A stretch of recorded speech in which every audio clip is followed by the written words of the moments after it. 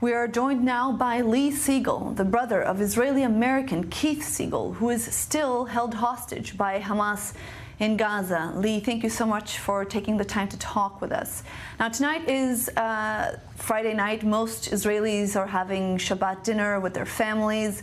How is your family coping with all the continuous ongoing uncertainty of the situation, with the lack of a deal, the continued military operations? How are you guys coping?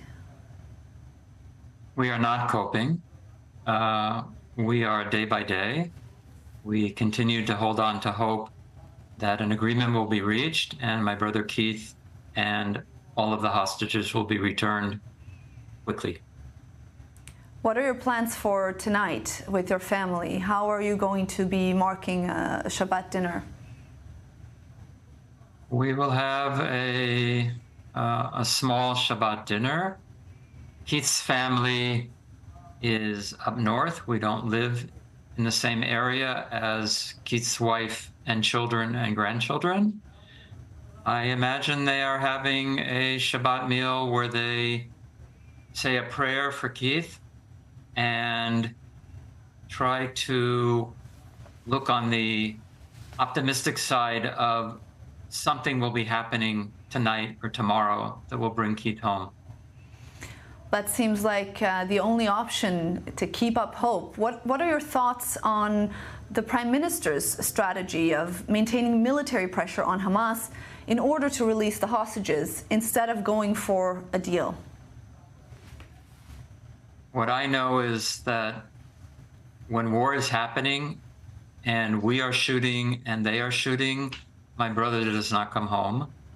I know this has been going on for too long.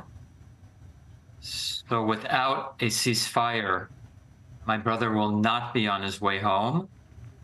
That is not acceptable to me.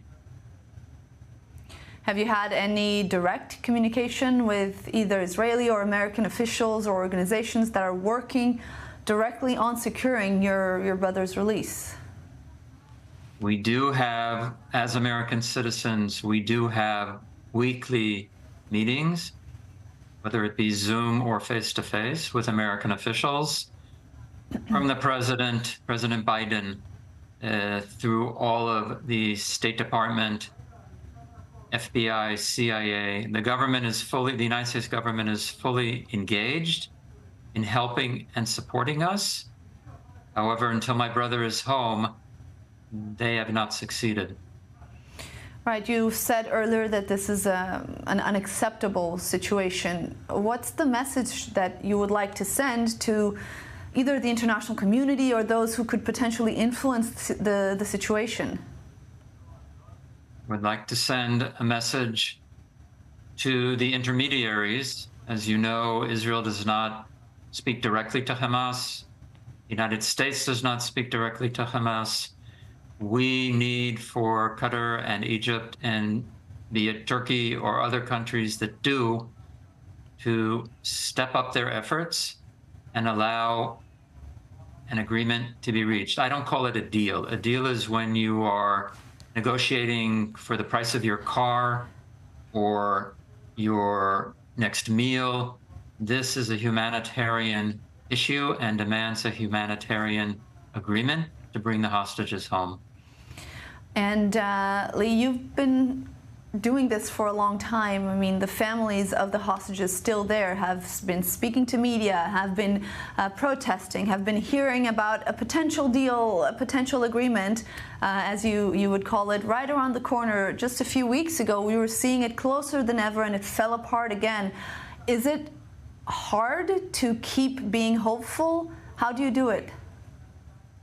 It's incredibly difficult because, yes, a number of months ago, an agreement could have been signed and hostages could have already been on their way home. People in Gaza could be in a time of ceasefire. It did not happen. How do we do it? We wake up in the morning hoping for better news, and we go to sleep at night hoping that the next morning will bring better news. Well, Lee Siegel, brother of Israeli-American hostage Keith Siegel, thank you so much for sharing your story, sharing this moment with us, and I hope you do wake up to better news tomorrow. Thank you.